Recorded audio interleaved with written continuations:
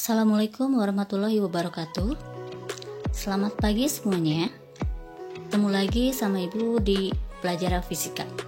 Hari ini kita akan membahas mengenai kinematika gerak lurus. Langsung saja. Nah, untuk gerak lurus di sini ada dua macam, ada gerak lurus beraturan atau GLB dan gerak lurus berubah beraturan. Perbedaannya apa ya? Kita bahas satu persatu. Yang pertama, gerak lurus beraturan atau GLB, yaitu gerak benda pada lintasan lurus dengan kecepatan yang tetap. Nah, ciri-cirinya ada dua. Yang pertama, kecepatannya tetap atau konstan. Nah, karena kecepatannya tetap, maka tidak memiliki percepatan. Berarti A-nya sama dengan 0. Dan persamaannya cuma ada satu ya, ini, yaitu P sama dengan S per T. Atau kecepatan itu sama dengan jarak per waktu.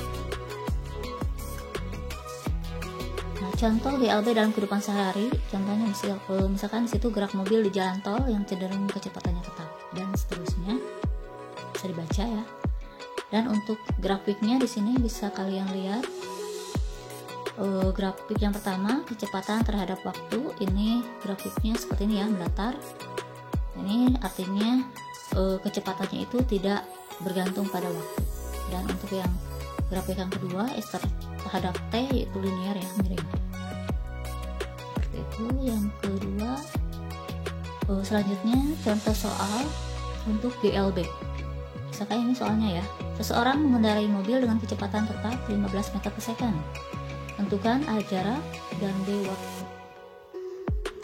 Kita masukkan dulu yang diketahui tadi, kecepatan yaitu P 15 meter per second.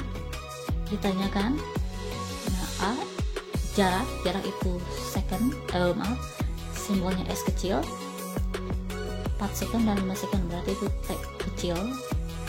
Dan B waktu yang diperlukan, berarti T kecil dengan jaraknya itu 3 km, dirubah ke meter jadi 3000 meter. Nah, kita jawab yang pertama A, ditanyakan jarak yaitu S. Nah, kita tahu tadi persamaan GLB itu cuma satu ya, S per T. Kalau ditanyakan S jarak berarti P kali T. Nah, ini tinggal dimasukkan nilainya.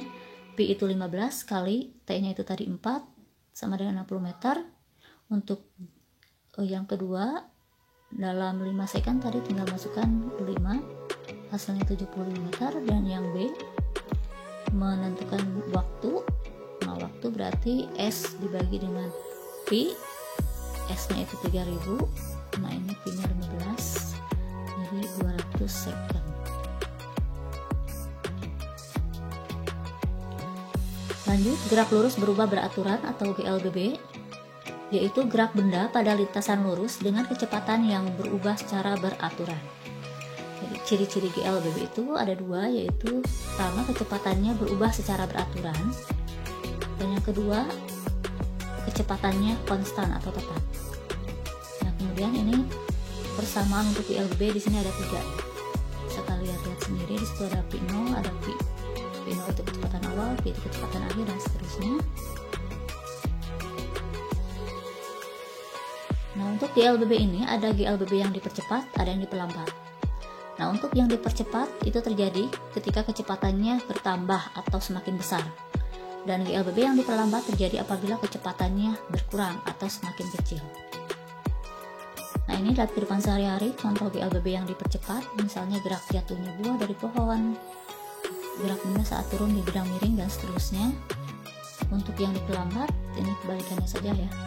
Contohnya misalkan melempar benda ke atas dan seterusnya. Nah, ini untuk grafik GLBB.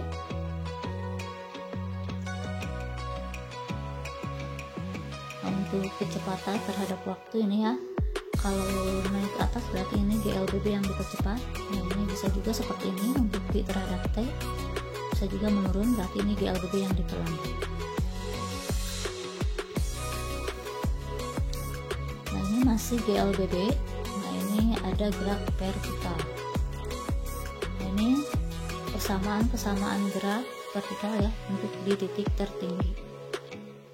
Nah, ini misalkan gerak vertikal ini dari melempar benda dari posisi A ke posisi B. Nah, ini bisa kita hitung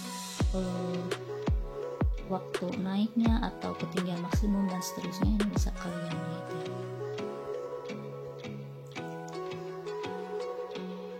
Nah, untuk gerak vertikal pada GLBB ada dua. Yang pertama ada gerak jatuh bebas. Gerak jatuh bebas itu yaitu gerak GLBB yang dipercepat, di mana tidak memiliki kecepatan awal. Nah, ini ya ciri-cirinya, P0-nya atau kecepatan awalnya 0, dan percepatannya itu sama dengan percepatan gravitasi karena searah dengan arah gravitasi, jadi dipercepat. Nah, berdasarkan persamaan GLBB yang 3 tadi, maka bisa diturunkan persamaan untuk gerak jatuh bebas ada 3 juga. Seperti itu ya. Dan yang kedua, gerak vertikal ke atas dan ke bawah. Nah, ini ya, ini persamaan untuk gerak vertikal ke atas dan ke bawah. Untuk positif ini kalau misalkan geraknya ke bawah karena dipercepat, dan negatif itu kalau gerak vertikal ke atas karena diperlambat, dimana berlawanan dengan arah gravitasi bumi. Nah, ini bisa disimpulkan ya, GLBB itu ada gerak jatuh bebas dan gerak vertikal ke bawah, yaitu dipercepat, dan gerak vertikal ke atas yang diperlambat. Nah, ini contoh soal untuk GLBB. Mobil yang semula bergerak lurus dengan kecepatan 6 meter per second berubah menjadi 18 meter per second dalam waktu 3 second. Jika mobil itu mengalami percepatan tetap, maka tentukan jarak yang ditempuh dalam selang waktu 2 second. Yang pertama kita masukkan dulu yang diketahui. Nah, ini sudah jelas ya. Semula bergerak dengan kecepatan 6 meter per second, berarti itu adalah P0. Berubah menjadi 18 meter per second, berarti itu adalah kecepatan akhir dalam waktu 3 second, berarti itu T. Nah, ini mengalami percepatan tetap, berarti ini A-nya tetap. Berapa jarak yang ditempuh, berarti S, dalam waktu 2 second, berarti itu T. Nah, jawab. Sebelum kita hitung jarak, maka kita sebelumnya kita hitung dulu nilai percepatannya. Nah, ini dari persamaan GLBB ya, bisa kita hitung percepatan, yaitu dengan persamaan ini ya, P sama dengan P0 plus A kali T. Nah, ini kenapa positif, kenapa plus, karena dipercepat ya dari 6 ke 18. Nah, ini tinggal masukkan nilainya. P nya itu tadi kecepatan air 18, P0 nya 6, T nya itu 3. Nah, ini didapat percepatannya 4 meter per second kuadrat. Setelah mendapat nilai percepatan, maka kita bisa hitung jaraknya dari persamaan GLBB tadi ya. Ini hitung, tinggal masukin nilai-nilainya P0, T, A dan seterusnya, didapat nilai S yaitu 20 meter.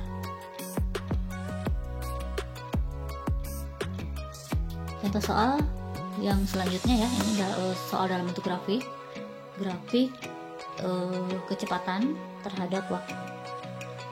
Nah, ini diminta tentukan jarak yang ditempuh benda mulai awal sampai akhir.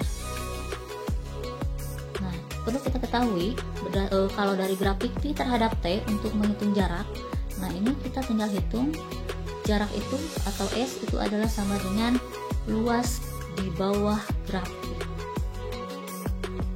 Ya, luas di bawah grafik.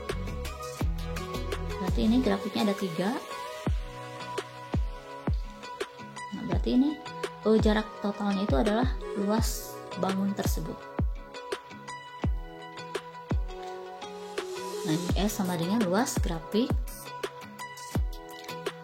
Nah, di sini kita bisa bagi ya bangun ini menjadi 2. Misalkan yang pertama ini, bangun ini yang pertama segitiga, dan yang kedua berarti ini adalah trapesium.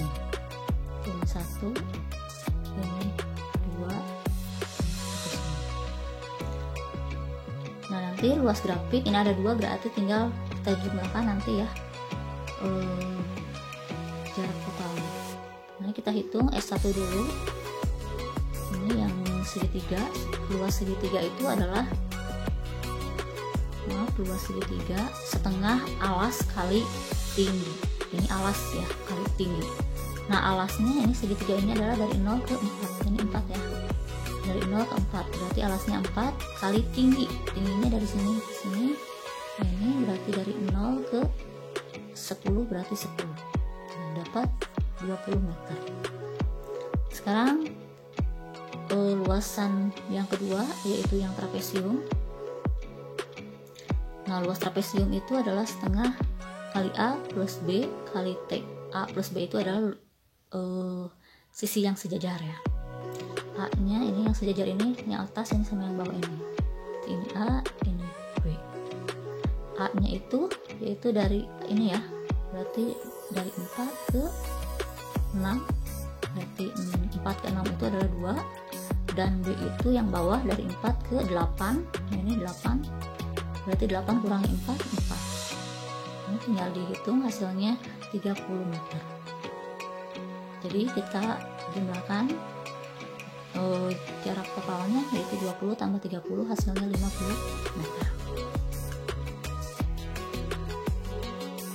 Mungkin itu saja yang Ibu sampaikan hari ini. Semoga bermanfaat. Kalau ada yang kurang dipahami bisa konsultasi atau diskusi ya sama Ibu atau dengan teman kalian ya. Terima kasih atas segala perhatiannya. Sampai ketemu lagi di pertemuan selanjutnya. Wassalamualaikum warahmatullahi wabarakatuh.